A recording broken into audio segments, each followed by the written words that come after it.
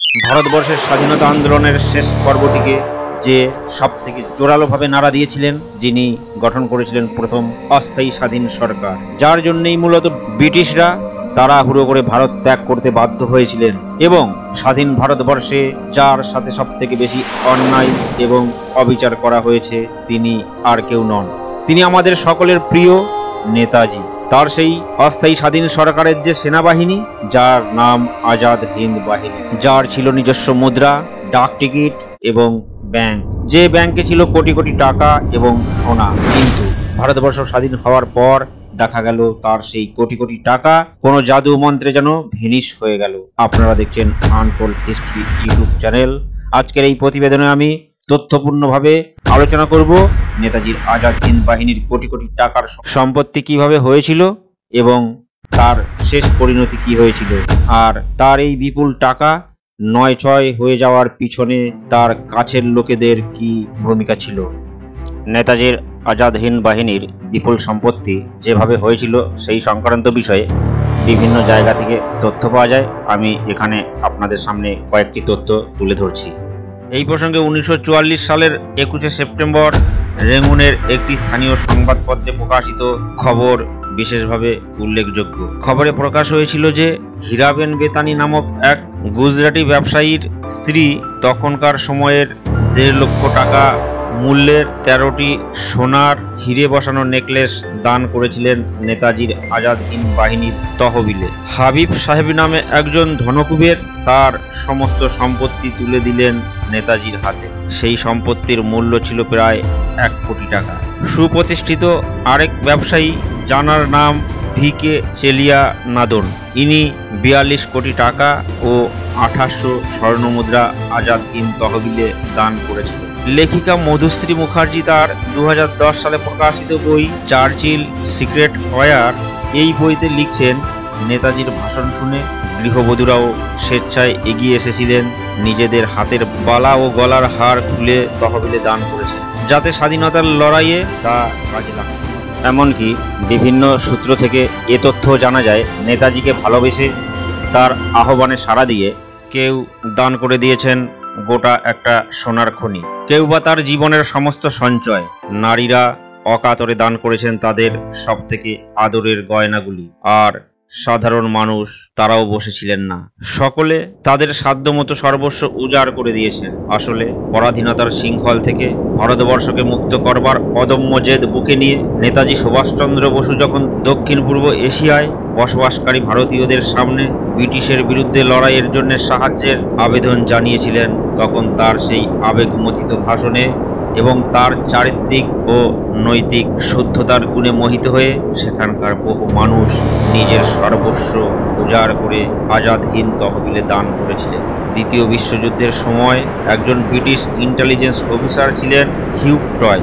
ইনি মূলত দক্ষিণ এশিয়ায় কর্মরত ছিলেন। পরে নেতাজির আজাদ হিন্দ ফৌজের উপরে একটি বই লিখেছিলেন, যার নাম the spring tiger, a study of Subhas Chandra Bose, যেটি প্রকাশিত হয়েছিল 1959 সালে।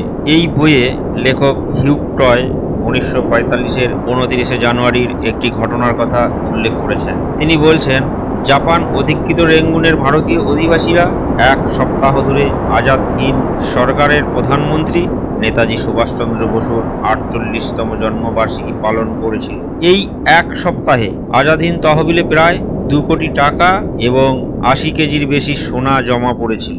নেতাজির ভক্তরা সেদিন সেই সোনা দিয়ে তাকে ওজন করেছিলেন। কেবলমাত্র বর্মায় নয়, এই রকম ভাবে মালয়, সিঙ্গাপুর প্রভৃতি জায়গায়ও আজাদ হিন্দ তহবিলে রাশি রাশি অর্থ এবং সোনার অলংকার ও স্বর্ণমুদ্রা জমা পড়েছিল, যার মোট পরিমাণ ছিল কত তার সঠিক হিসাব পাওয়া যায় না।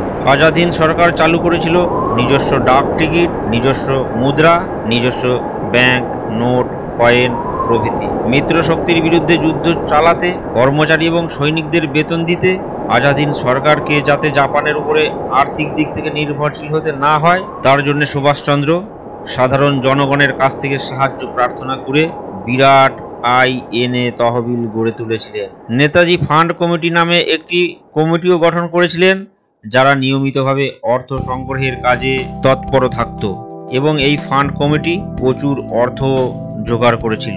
আজাদ হিন্দ সরকারের রাজস্ব বিভাগ সংগৃহীত সেই অর্থ জমা রাখত আজাদ হিন্দ ব্যাংকে। দ্বিতীয় বিশ্বযুদ্ধে জাপানের পরাজয় এবং আত্মসমর্পণের পর যখন নেতাজি গোপনে ভিয়েতনাম, তাইওয়ান হয়ে সম্ভবত রাশিয়ায় পৌঁছানোর চেষ্টা করেছিলেন, সেই সময় তার সাথেও ছিল প্রচুর পরিমাণ সোনা। কিন্তু 1945 সালের 18ই আগস্ট তাইহুকু বিমানবন্দরে এক বিমান দুর্ঘটনায় নেতাজির মৃত্যুর খবর প্রচারিত হওয়ার পর থেকে তার সাথে থাকা সেই সোনা এবং বিপুল INA তহবিলের অতি সামান্য অংশেরই খোঁজ পাওয়া গেছে। বাকি যে বিরাট অঙ্কের সম্পদ তার কোনো হদিশ আজ পর্যন্ত পাওয়া যায়নি। তবে আজাদ হিন্দ বাহিনীর বেশ কিছু পূর্বতন সদস্যের উপরে এই বিরাট সম্পদ আত্মসাৎ করবার অভিযোগ উঠেছে। কোথায় গেল INA তহবিলে থাকা সেই বিপুল পরিমাণের সম্পদ? আপনারা দেখছেন আনফোল্ড হিস্ট্রি ইউটিউব চ্যানেল। আজকের এই প্রতিবেদনে আমি নেতাজির সেই বিপুল পরিমাণের সম্পদ কোথায় গেল, নেতাজির সাথে থাকা সেই সোনারি বা কি হদিশ হলো, আর কারা INA সেই পূর্বতন সদস্য যাদের উপরে তহবিলের অর্থ আত্মসাৎ করবার অভিযোগ উঠেছে, এই সমস্ত কিছু নিয়েই বিস্তারিতভাবে আলোচনা করব। তাই আপনাদের কাছে একান্ত অনুরোধ, প্রতিবেদনটি শেষ পর্যন্ত মনোযোগ সহকারে শুনুন, অনেক নতুন তথ্য জানতে পারবে। 15ই আগস্ট 1945 সাল জাপানের সম্রাট হিরোহিতো আত্মসমর্পণ করবার কথা ঘোষণা করলে তার এই ঘোষণার পর আনুষ্ঠানিকভাবে দ্বিতীয় বিশ্বযুদ্ধ শেষ হলো। নেতাজি তখন ছিলেন সিঙ্গাপুরে। কিছুদিনের মধ্যেই সিঙ্গাপুর ব্রিটিশ সৈন্যের দ্বারা অধিকৃত হওয়ার সম্ভাবনা ছিল, তাই সেখানে থাকা তার পক্ষে আর নিরাপদ বোধ হচ্ছিল না। এই ভেবে 16ই আগস্ট সকাল 9টার সময় টেলিগ্রামের মাধ্যমে নেতাজি খবর পাঠালেন ব্যাংককে দেবনাথ দাসের কাছে। দেবনাথ দাস ইনি কে না, ইনি ইন্ডিয়ান ইন্ডিপেন্ডেন্স লীগের অর্থাৎ IIL এর সাধারণ সম্পাদক ছিলেন। তাকে নেতাজি INA তহবিল গোপনে সুরক্ষিত রাখবার নির্দেশ দিলেন। সেই নির্দেশ মেনে দেবনাথ সব সম্পদ নেতাজির ব্যাংককের বাসভবনে রেখে আসলেন। দুপুরের আগেই নেতাজি পৌঁছে গেলেন ব্যাংককে এবং সোজা চলে গেলেন IIL এর হেডকোয়ার্টারে। সেখানে যেয়ে তিনি প্রথমেই সৈন্য এবং কর্মচারীদের 2-3 মাসের আগাম বেতন দেবার ব্যবস্থা করেন এবং সন্ধ্যাবেলায় নিজের বাসভবনে INA এবং IIL এর উচ্চপদস্থ কর্মকর্তাদের সাথে ভবিষ্যৎ কর্মপন্থা নির্ধারণের জন্য একটি মিটিংয়ে বসলেন এবং সবার সামনে তিনি নিজের সিদ্ধান্ত হিসাবে জানালেন যে জাপানের আত্মসমর্পণ INA এর আত্মসমর্পণ নয়। হ্যাঁ, একথা তিনি বলেছিলেন। যদিও তিনি জাপানের আশ্রয়ে রয়েছেন, তা সত্ত্বেও কতটা আত্মবিশ্বাস থাকলে বলা যায় জাপান পরাজয় বরণ করলেও আজাদ হিন্দ বাহিনী পরাজয় বরণ করেনি, করবে না। তাদের লড়াই জারি থাকবে। তবে বর্তমানে ব্যাংকক ছেড়ে অন্যত্র আশ্রয় নিতে হবে। সেই দিন রাতের বেলায় নেতাজি কুন্দন সিং ও আবিদ হাসানের সাথে INA এর তহবিল হিসাব করতে বসলেন। 1978 সালের এক তদন্ত কমিশনের সামনে কুন্দন সিং বলেছিলেন INA তহবিলের মধ্যে বেশিরভাগই ছিল স্বর্ণ অলংকার এবং গোল্ড বার। এছাড়াও ছিল একটি সোনার সিগারেট কেস, যেটি হিটলারের কাছ থেকে উপহার হিসাবে পেয়েছিলেন নেতাজি। তিনি এইগুলোকে 4টি লোহার বাক্সে ভরে রেখেছিলেন, যার মোট ওজন ছিল 2 থেকে 2.5 মণ, অর্থাৎ 80 থেকে 100 কিলোর মতো। এই সমস্ত কিছু নিয়ে পরের দিন অর্থাৎ 17ই আগস্ট সকালবেলায় নেতাজি ব্যাংকক থেকে বিমানে যাত্রা শুরু করলেন। সাথে ছিলেন তার 6 জন সহযোগী। এরা হলেন SAIR দেবনাথ দাস, কর্নেল হাবিবুর রহমান ও মেজর আবিদ হাসান, কর্নেল প্রীতম সিং এবং ক্যাপ্টেন গুলজার। সকাল 9টায় এরা পৌঁছালেন সাইগনে, অর্থাৎ বর্তমান ভিয়েতনামের হোচিমিন শহরে। সেখান থেকে যাবেন মাঞ্চুরিয়া। কিন্তু সাইগনে পৌঁছে তারা পড়লেন এক সমস্যায়, কারণ সাধারণত যে প্লেনটিকে যাতায়াতের জন্য নেতাজি ব্যবহার করতেন, সেই আজাদ হিন্দের যে প্লেন, সেই প্লেনটি যুদ্ধে ব্যাপক ক্ষতিগ্রস্ত হয়েছিল, যার জন্য সেটি আর ব্যবহারের যোগ্য ছিল না। নেতাজি এই সময় খবর পেলেন যে একটি জাপানি বোমারু বিমান, যার নাম মিৎসুবিশি K-121। এই বিমানটি সাইগনে থামবে, তারপর যাবে টোকিও। সেই বিমানে নেতাজির জন্য একটি সিট পাওয়া যাবে বলে জাপানি সেনা অফিসাররা জানিয়েছে। কিন্তু নেতাজির তো একা গেলে হবে না, তাই তিনি চেষ্টা করতে লাগলেন তার সঙ্গীদের এবং সাথের জিনিসপত্রগুলো নিয়ে যাবার। কিন্তু জাপানের সেনা অফিসারদের অনেক ভুলে গিয়ে হাবিবুর রহমানের জন্য একটি সিটের বন্দোবস্ত হলেও বাকিদের জন্য আর হলো না।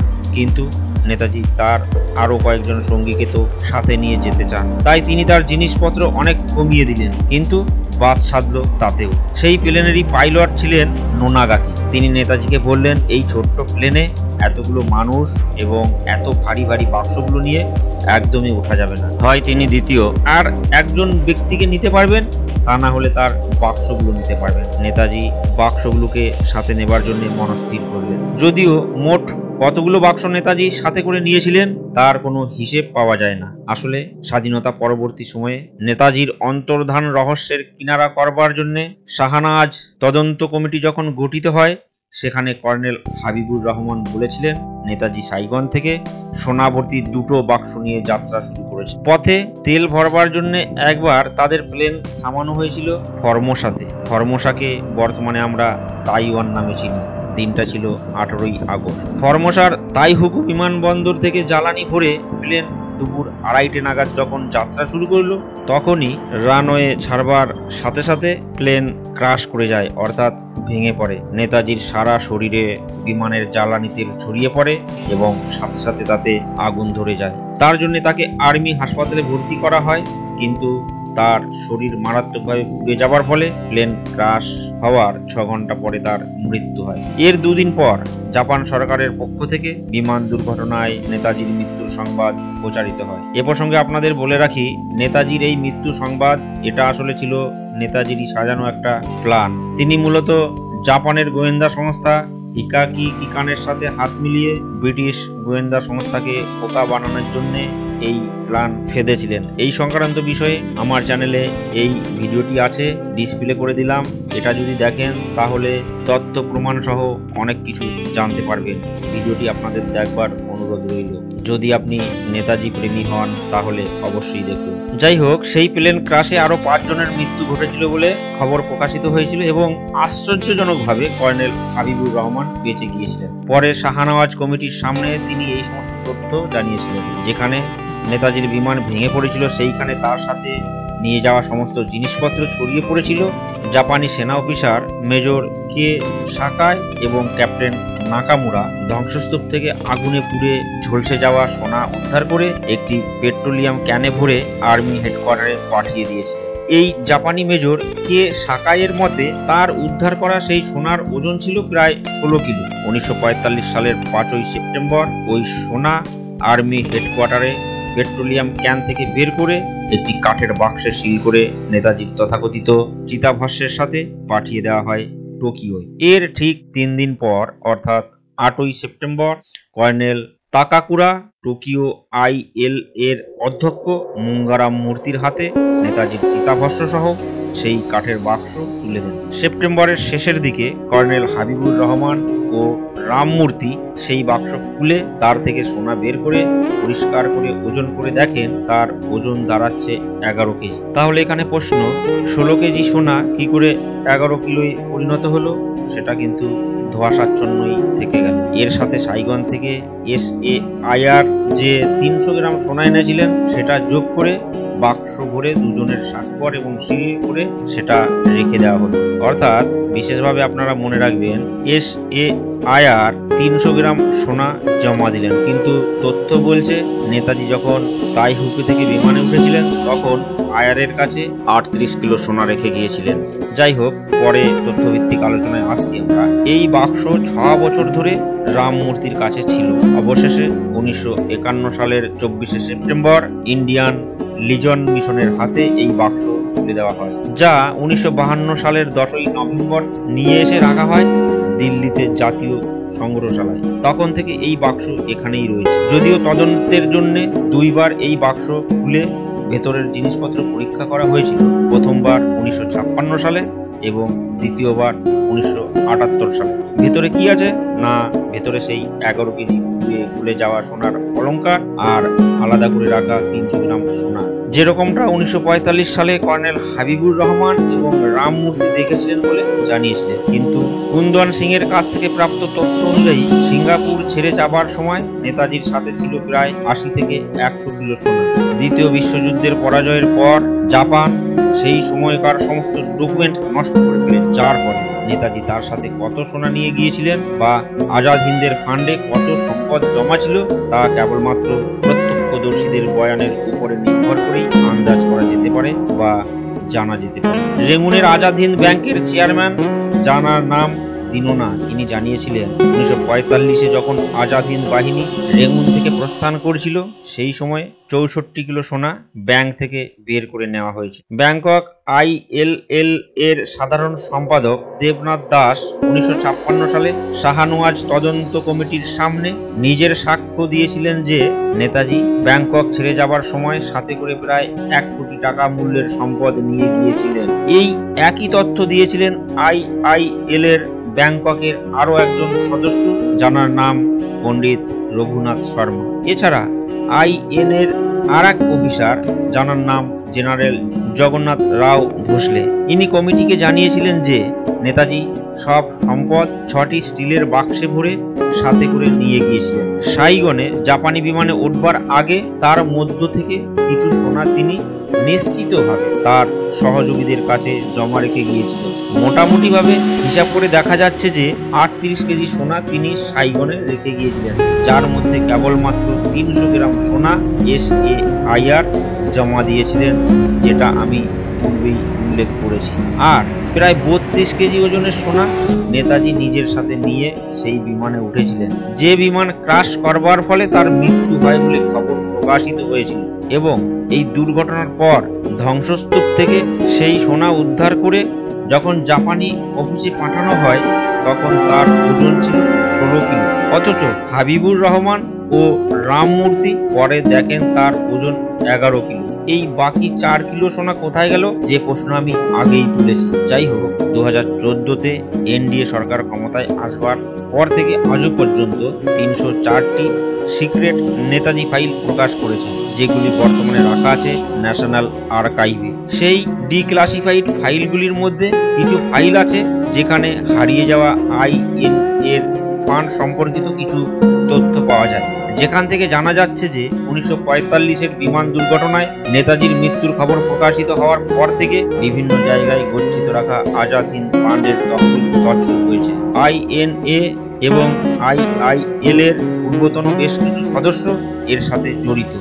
আর এই তথ্য সম্পর্কে ভারত সরকারও তৎকালীন সময়ে, বিশেষ করে ভারতের প্রধানমন্ত্রী জওহরলাল নেহেরু বেশ ভালোভাবেই অবগত ছিলেন। অর্থাৎ তিনি মানে নেহেরু সমস্ত বিষয়টাই জানতেন। এবং 1974 সালের 4 ডিসেম্বর স্যার সেনেগাল রামারাও একটি চাঞ্চল্যকর অভিযোগ করেন। রামারাও তখন ছিলেন টোকিওতে এবং তিনি সেখানে মূলত ভারত এবং জাপান এই দুই দেশের মধ্যে সুসম্পর্ক গড়ে তোলবার উদ্দেশ্যে গঠিত ইন্ডিয়ান লিয়েজেন মিশনের প্রথম প্রধান ছিলেন। সেখান থেকে তিনি ভারতের বিদেশ মন্ত্রীকে তার লেখা একখানি চিঠিতে জানিয়েছিলেন বা বলা যেতে পারে অভিযোগ করেছিলেন যে পূর্বতন টোকিওর IIL এর অধ্যক্ষ মুঙ্গা রামমূর্তি IIA ফান্ড ও নেতাজির রেখে যাওয়া সম্পদ আত্মসাৎ করেছেন। এখানকার ভারতীয় অধিবাসীদের পক্ষ থেকে বারবার এই নিয়ে অভিযোগ উঠেছে। জাপানি সংবাদ মাধ্যমেও এই সময়ে রামমূর্তি এবং তার ভাই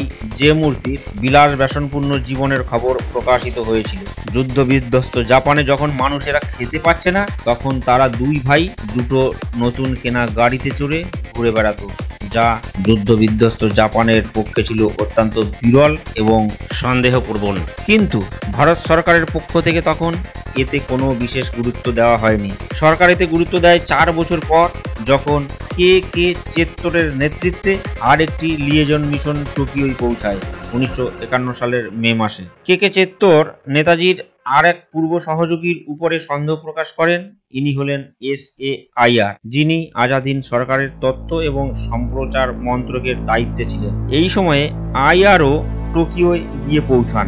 বিদেশ মন্ত্রককে লেখা একখানি গোপন চিঠিতে চেত্তর জানান আইআর এর পুনরায় টোকিও ফিরে আসা ও দুই মূর্তির সাথে, অর্থাৎ রাম মূর্তি এবং যে মূর্তির সাথে তার ঘনিষ্ঠতা দেখে সেখানকার স্থানীয় ভারতীয়রা অত্যন্ত ক্রুদ্ধ হয়েছে। তাদের মতে আইআর এবং রাম মূর্তি একসাথে মিলে এই আইআইএন এর ফান্ড আত্মসাৎ করেছে। অপরদিকে আইআর চেত্তরকে জানান যে তিনি ভারত সরকারের পক্ষ থেকে দুটো কাজের দায়িত্ব নিয়ে জাপানে এসেছেন। এক, যে চিতাভস্ম রেনকোজি মন্দিরে রাখা আছে তা সত্যি নেতাজির কিনা সেটা যাচাই করা, আর দ্বিতীয়ত তিনি বলেছিলেন বিমান দুর্ঘটনার পরে যে সোনা উদ্ধার হয়েছিল তা সংগ্রহ করে ভারতে ফিরিয়ে নিয়ে যাওয়া। তিনি চেত্তরকে আরও জানিয়েছিলেন যে সেই উদ্ধার হওয়া সোনা 1945 সাল থেকে রাম মূর্তির কাছেই আছে এবং 1951 সালের অক্টোবরে ভারতীয় দূতাবাস রাম মূর্তির কাছ থেকে সেই 11 কেজি সোনা উদ্ধার করে তারপর তা ভারতে নিয়ে আসা হয়। অর্থাৎ নেতাজির রেখে যাওয়া 38 কেজি সোনা কোথায় গেল সেটার কিন্তু কোনো হদিশ পাওয়া গেল না। এই 11 কেজি সোনা হচ্ছে বিমান দুর্ঘটনার পরে যে সোনাটা উদ্ধার হয়েছিল মূলত 16 কেজি, তার অবশিষ্ট 11 কেজি। চেত্তর কিন্তু আইআর এবং রাম মূর্তির উপরে নিঃসন্দিগ্ধ হতে পারেননি এবং তিনি দিল্লিতে পাঠানো এক সংবাদে বলেছিলেন দ্বিতীয় বিশ্বযুদ্ধে জাপানের পরাজয়ের পর সম্ভবত আইআর বুঝতে পেরেছিলেন কি ঘটতে চলেছে, তাই তিনি তড়িঘড়ি সাইগন থেকে চলে এসেছিলেন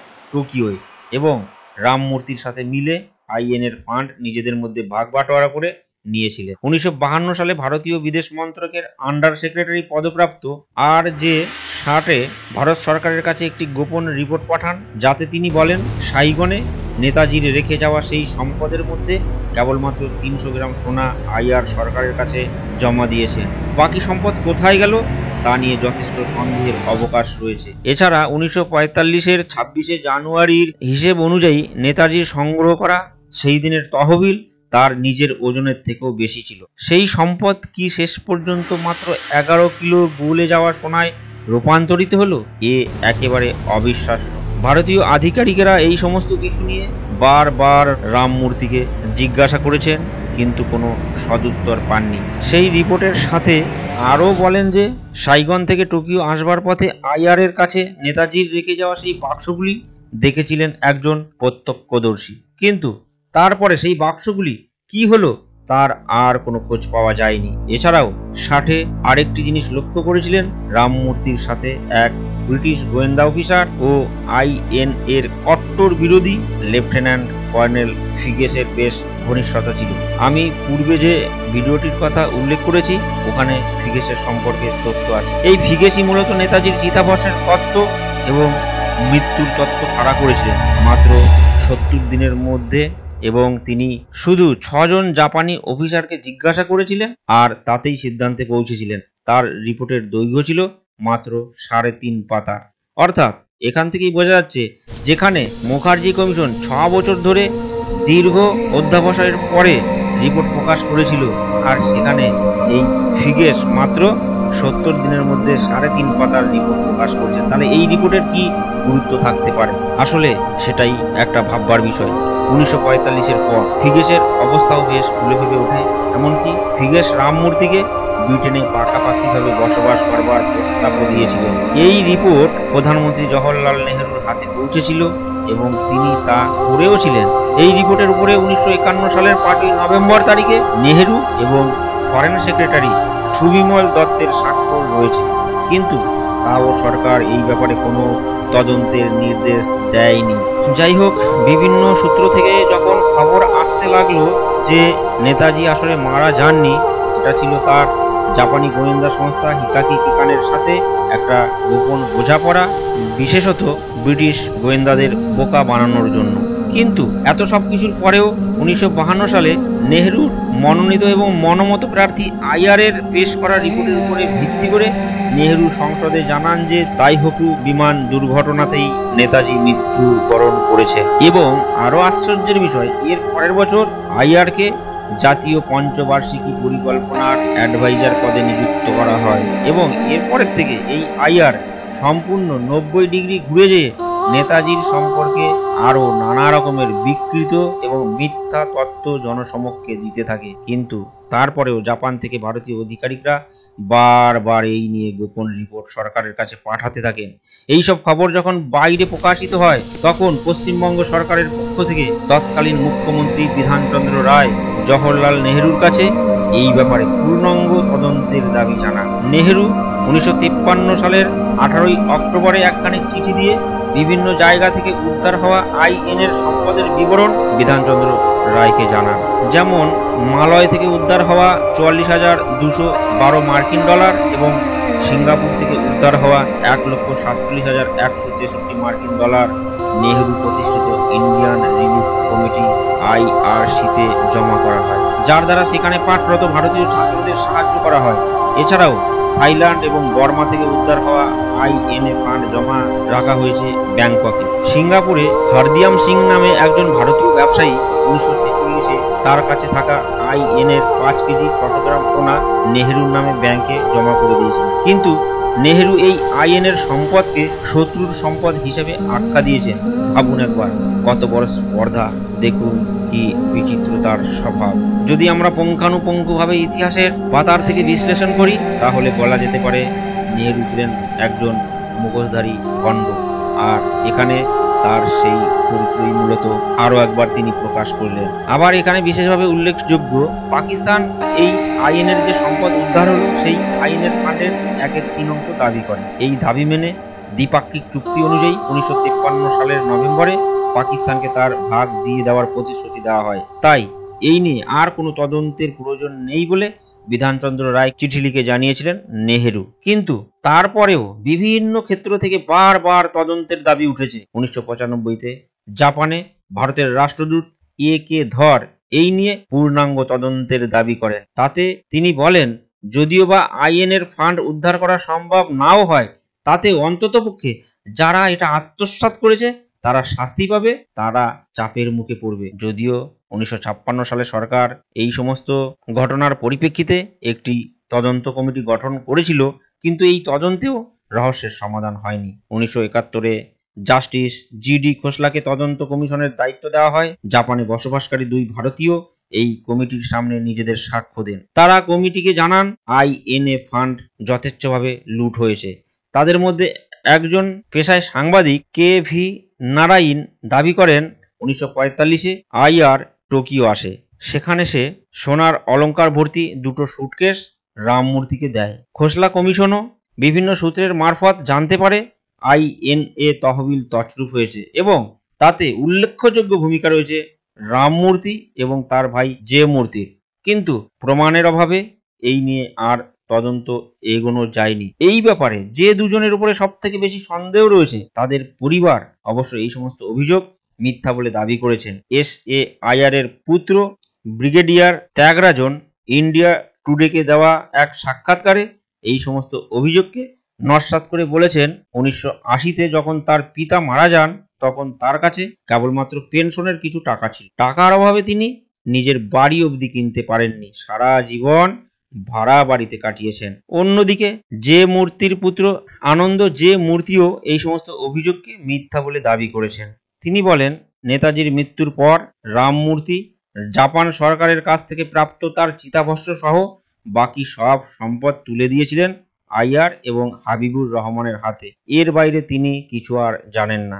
INA-র ব্যাংকক তহবিল ও ফান্ড থেকে যে পরিমাণে সম্পদ গায়েব হয়ে গেছে তার বর্তমান আর্থিক মূল্য কত হতে পারে তা আপনারা সহজেই অনুমান করতে পারছেন। কিন্তু এই সম্পদ গেল কোথায়? কারা আত্মসাৎ করলো? স্বাধীনতার লড়াইয়ে অসংখ্য সাধারণ মানুষের দান করা সেই বিপুল পরিমাণে সম্পদ গেল কোথায়? এটা এখনো গভীর রহস্য আবৃত। এই রহস্যের কিনারা হতে পারে যদি ভারত সরকার সমস্ত নেতাজি ফাইল ডিক্লাসিফাই করে সর্বসমক্ষে তুলে ধরেন।